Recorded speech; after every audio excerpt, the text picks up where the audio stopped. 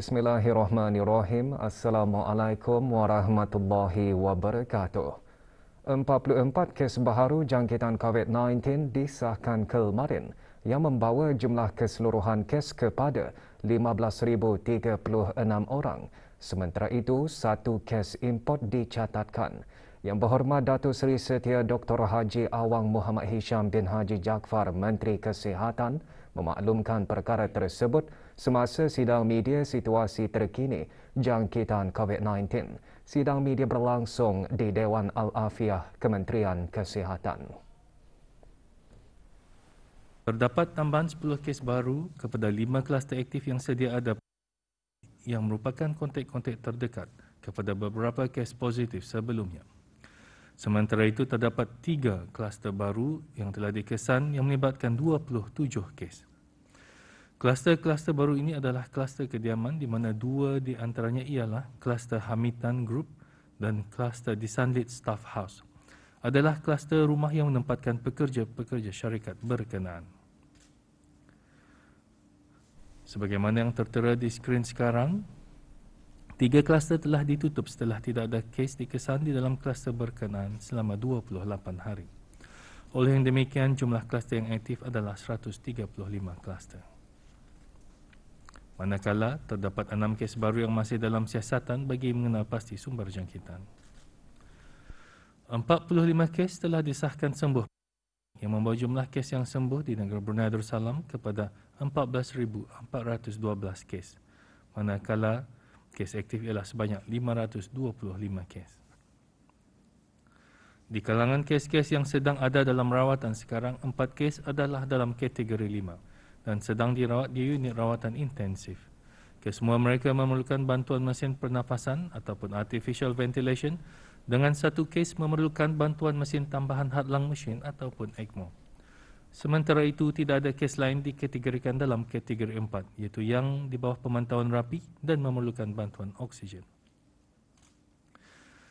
Dalam tempoh 24 jam yang lalu, sebanyak 5,083 sampel telah diuji bagi virus SARS-CoV-2 yang membawa jumlah keseluruhan ujian makmal dijalankan sejak Januari 2020 kepada 612,963 ujian. 80.1% daripada penduduk negara telah menerima 2 dos vaksin. Menteri Kesihatan mengongsikan perkara tersebut dalam sidang media yang sama, manakala 93.7% daripada jumlah penduduk negara pula telah menerima 1 dos vaksin. Dalam pada itu, Kementerian Kesihatan memaklumkan bahawa perkhidmatan klinik vaksinasi COVID-19 bergerak akan dijalankan seperti berikut. Klinik Kesihatan Kampung Bolkiah pada hari Selasa 30 November 2021 dari jam 9.30 pagi hingga 2.30 petang, khusus bagi penduduk Kampung Bolkiah A dan B dan kawasan persekitaran di Mukim Sungai Kebun yang telah dijadualkan untuk menerima suntikan vaksin dos kedua.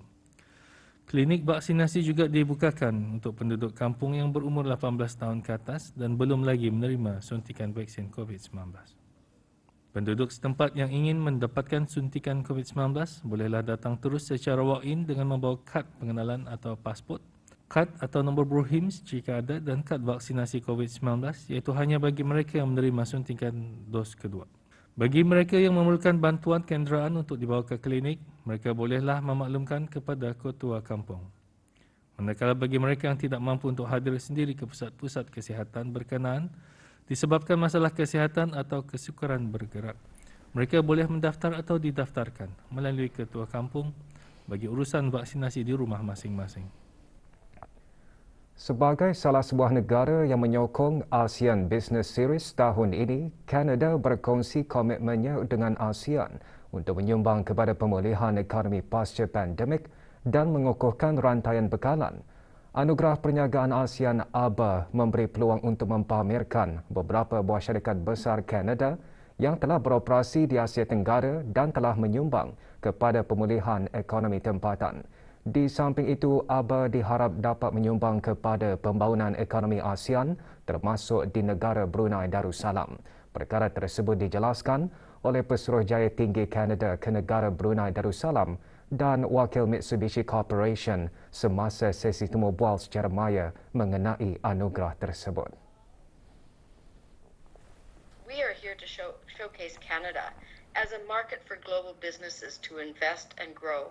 You know, a large number of ASEAN investors have already made operations in our marketplace. And that is because Canada has been ranked as the best country in the G20 for doing business through to 2024 and also offers one of the strongest G7 economies. Our company, which has been developing business in ASEAN and Brunei for many years, wants to show our support to the Council by being one of the sponsors. I sincerely hope that ASEAN-backed activities will be fruitful and ASEAN-backed will lead to the further development of Brunei and ASEAN. Suntikan vaksin penting dalam sama-sama membantu negara keluar daripada penularan wabak COVID-19. Kita ikuti promo berikut bagi mengetahui kepentingan untuk mendapatkan suntikan vaksin. Oyen, sudah selesai Oyen. Tahniah untuk dos kedua Oyen. Oyen sudah diberikan vaksin sepenuhnya. Sila tempah slot vaksinasi AUDA melalui aplikasi BruHealth. Sekarang, mari kita dengar dari beberapa orang yang sudah bervaksin. Saya telah mendapatkan dos COVID-19 sepenuhnya dan adalah menjadi tanggungjawab individu untuk melindungi masyarakat negara Brunei Darussalam. Sama-sama kita ni menyertai program vaksinasi COVID-19 negara. Memikul tanggungjawab untuk melindungi orang yang disayangi dan keluarga kita ni. Di dalam agama, ada satu tuntutan maqasid syar'iyah yang dinamakan sebagai Hifzun Nas, iaitu menjaga nyawa. Jadi mari kita ni rakyat negara Brunei Darussalam ikut saranan kerajaan negara Brunei untuk melengkapkan dos vaksin kita ni. Apart from protecting yourself, vaccination will protect those around you, especially those that cannot get vaccinated, such as younger children. Get vaccinated to protect yourself, your family, and the community. The sooner we do this, the sooner we can reunite with our friends and family, and our children can go back to school. We can do this, Brunei. So why should we get vaccinated? So we can restart the economy, and all of us can get back to our normal daily lives. Every one of you can play a part, and every one of you can make a difference. So let's do our part to protect, and let's get vaccinated.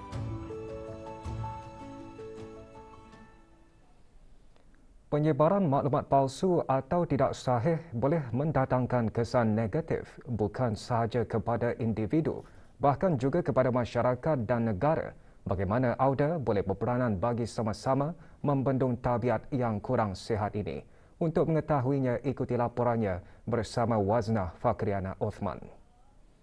Kesan teknologi yang ada pada ketika ini, pelbagai maklumat boleh diperolehi hanya di hujung jari sahaja. Ini termasuk penularan maklumat-maklumat palsu yang tentunya akan menimbulkan keresahan dan kebimbangan masyarakat. Bersama saya, dua orang narasumber yang akan mengupas isu berkenaan, iaitu Puan Nurhamiza binti Abang Haji Roslan, penolong ketua Fakulti Multimedia dan Penyiaran College IGS, dan Puan Dayan Siti Nur Izzuana binti Ayub, pelatih kesedaran keselamatan Cyber Security Brunei. Puan Nurhamiza, apakah kesan penyebaran maklumat yang salah atau palsu dalam media sosial kepada masyarakat dalam jangka masa pendek dan panjang? Memang kesannya adalah negatif. Timbulnya perasaan takut dan tidak percaya kepada media, termasuk media rasmi. Dan ini boleh dimasukkan dalam kategori kesan negatif jangka masa panjang. Kesan negatif yang mungkin boleh disenaraikan sebagai kesan jangka masa pendek adalah terganggunya keharmonian masyarakat. Okey, jadi maklumat palsu yang sampai kepada orang ramai boleh menimbulkan suasana kecoh ataupun perasaan panik. Baik, menurut Puan dan Siti Nur Izzuana pula, bagaimana cara untuk mengenal pasti kesahihan sesuatu maklumat yang dikongsikan dalam media sosial? Apa kes yang paling bahaya pernah dilaporkan? Pastikan maklumat yang kita ni terima adalah dari sumber yang sahih dan mempunyai nilai autoriti. kita ni harus fahami maksud dan konteks sesuatu maklumat.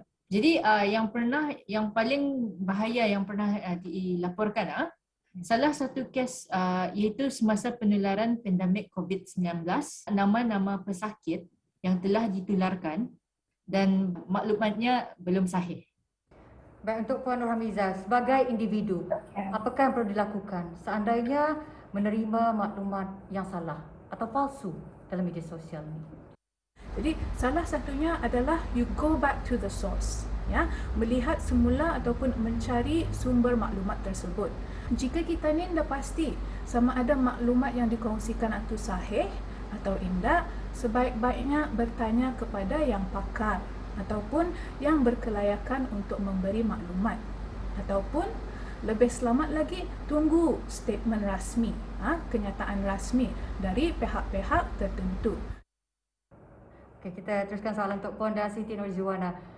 Bagaimana menggalakkan masyarakat untuk menjadi lebih bertanggungjawab dalam menangani maklumat palsu di media sosial?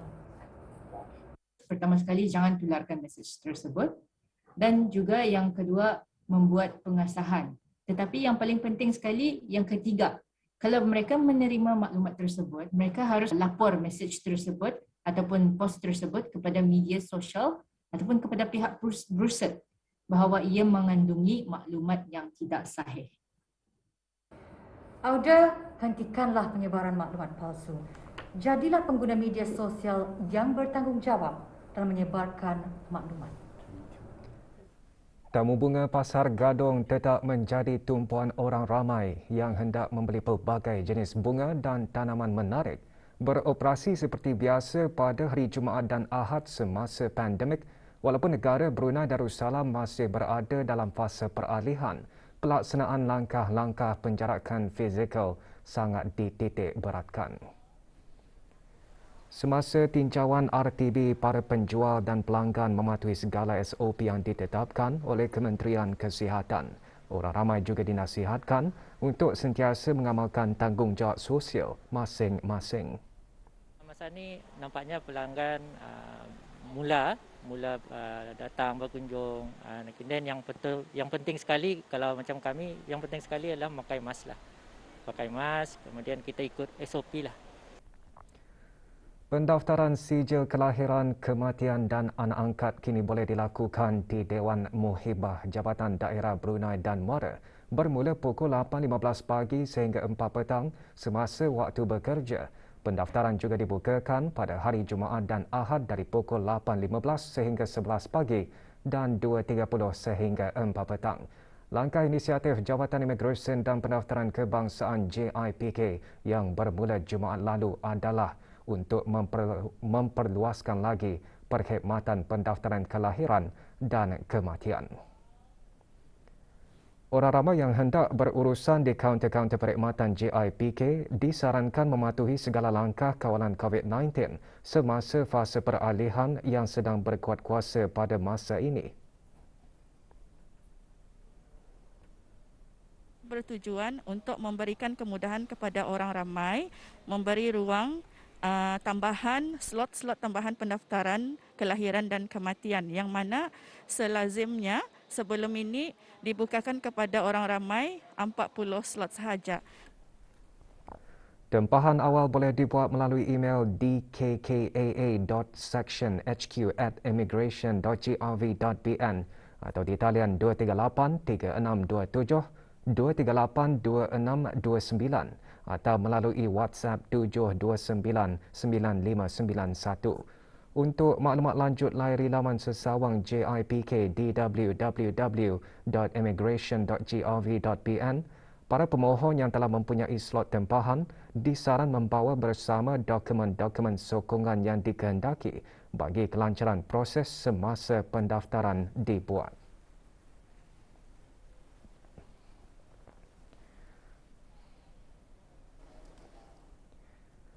35 peserta negara dalam lingkungan umur 18 hingga 30 tahun menyertai persidangan belia program kapal belia Asia Tenggara dan Jepun Siap 2021 secara maya.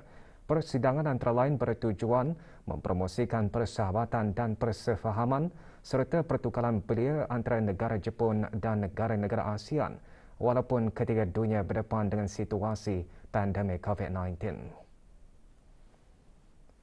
Dengan membawa tema Youth Engagement in Achieving SDGs, A Roadmap for Change, persidangan yang dianjurkan dengan kerjasama kerajaan Jepun itu akan diadakan setiap hari Ahad bermula kemarin dan akan berakhir pada 9 Januari 2022.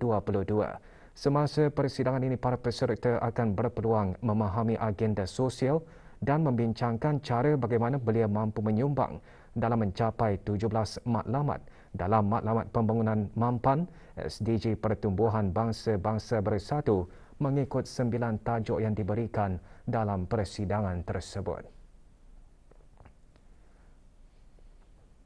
9 tajuk tersebut merangkumi pemerkasaan komuniti, kemiskinan, akses kepada air dan makanan, pekerjaan, pendidikan, bandar berdaya tahan dan lestari, kesihatan dan kesejahteraan, kehidupan di darat dan air serta tenaga mampan. Setiap kumpulan perbincangan akan diketuai oleh seorang fasilitator dan aktiviti perbincangan merangkumi kajian lapangan secara maya. Para peserta negara Brunei Darussalam terdiri daripada mereka yang aktif di dalam persatuan dan pergerakan masing-masing dari keempat-empat daerah. 118 orang penduduk kampung Kenua Mukim Bokok, daerah Temburong menjalani ujian saringan swab RT-PCR SARS-CoV-2 di Pusat Pengasingan Kem Latihan Program Khidmat Bakti Negara PKBN. Operasi swab-swab yang dilaksanakan secara rambang dan besar-besaran itu adalah sebahagian daripada saringan bagi mengenal pasti jika terdapatnya kes-kes COVID-19 di dalam komuniti. Operasi ini diselaraskan oleh Pusat Penyelarasan Kebangsaan bagi COVID-19 dengan melibatkan kerjasama beberapa agensi kerajaan yang lain serta kerjasama dari pejabat daerah Temburong dan Ketua Kampung Kenua. Operasi swab-swab akan diteruskan dari semasa ke semasa. Bagi maklumat lanjut dan perkembangan terkini, orang ramai boleh melayari laman sesawang Kementerian Kesihatan atau menghubungi talian Nasihat Kesihatan 148.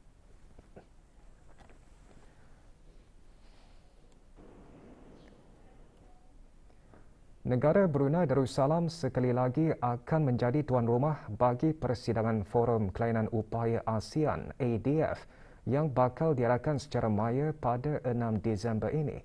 Petang kemarin diadakan sidang media mengenainya di Pusat Ehsan Al-Amirah Al-Hajjah Mariam, Kampung Bengkurung.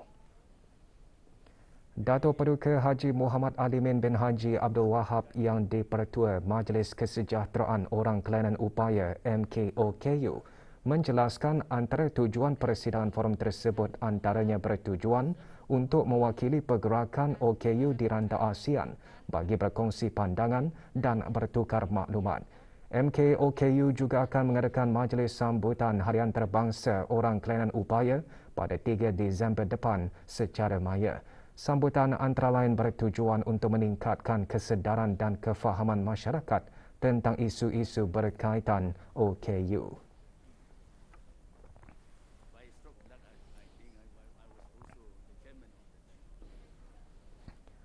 Orang ramai disuruh untuk tampil menderma darah di pusat pendermaan darah atau di pusat promosi kesihatan atau di tabung-tabung darah berdekatan bagi membantu meningkatkan bekalan stok darah di negara ini dan membantu pesakit-pesakit yang memerlukan pemindahan darah.